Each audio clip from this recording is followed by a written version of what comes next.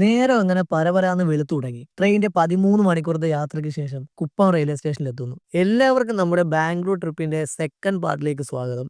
അപ്പോൾ എന്നെ അറിയാത്തവർക്കും എനിക്കറിയാത്തവർക്കും എന്റെ പേര് അഖിൽ. തലേന്ന് രാത്രിയിലത്തെ ഉറങ്ങാനൊന്നും പറ്റത്തില്ല ഇപ്പഴേ. നല്ലൊരു ഉറക്കത്തിന് ശേഷം രാവിലെ നല്ല കുറച്ച് കാഴ്ചകൾ കണ്ടങ്ങനെ ഉറക്കം ഉണർന്നു. ഇനിയൊരു 2 മണിക്കൂറിനുള്ളിൽ നമ്മൾ അങ്ങനെ ബാംഗ്ലൂർ എത്തും. അതിനു മുന്നേ തന്നെ ട്രെയിനിൽ വെച്ച് പല്ല് തേപ്പൊക്കെ കഴിഞ്ഞു. രാവിലെ തന്നെ നല്ല തണുത്ത കാലാവസ്ഥയായിരുന്നു. ചായ കുടിക്കണമെന്നൊരു ആഗ്രഹം ഉണ്ടായിരുന്നു. ട്രെയിനിൽ നിന്ന് ഇറങ്ങിയിട്ടാവാന്ന് കരുതി. എന്തായാലും സൈഡ് സീറ്റിലിരുന്ന് കാഴ്ചകൾ കണ്ടങ്ങനെ ബാംഗ്ലൂരിലെത്തി.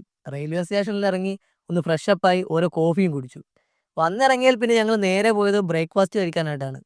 അന്നപൂർണയിലേക്ക് പോയി ഒരു പ്ലെയിൻ ദോശയും കഴിച്ച് കാഴ്ചകൾ കാണാനായിട്ട് ഇറങ്ങി. ഇവിടെ വരും മുൻപേ ചിക്പേട്ട് മാർക്കറ്റിനെ കുറിച്ച് കുറെ കേട്ടിരുന്നു. അതുകൊണ്ട് തന്നെ ഞങ്ങൾ ആദ്യം പോയത് അങ്ങോട്ടേക്കായിരുന്നു.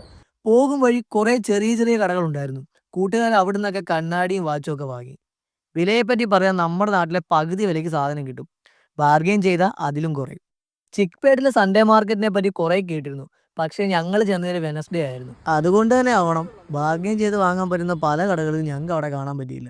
ചിക്പേട്ടിൽ ചെന്നാൽ ഹോൾസെയിലിന്റെ റീറ്റെയിലിന്റെ കടകൾ കുറെ കാണാം. ചുരുക്കി പറഞ്ഞാൽ തുണിക്കടകളാണ് മെയിൻ. കണ്ടാൽ ഒരേപോലെ തോന്നുന്ന കുറെ വഴികൾ. അവിടെ കൂടെല്ലാം അങ്ങനെ കറങ്ങി നടന്നു. മലയാളികളെ തട്ടിയിട്ട് നടക്കാൻ പറ്റാത്ത അവസ്ഥ. അവിടുന്ന് നേരെ ഞങ്ങളൊരു ഓട്ടോയും പിടിച്ച് ലാൽബാഗിലേക്ക് പോയി. ഓട്ടോക്കാരൻ ചേട്ടനാണ് കേട്ടോ പറഞ്ഞത് അവിടെ ഒരു ഫ്ലവർ ഷോ നടക്കുന്നുണ്ട്.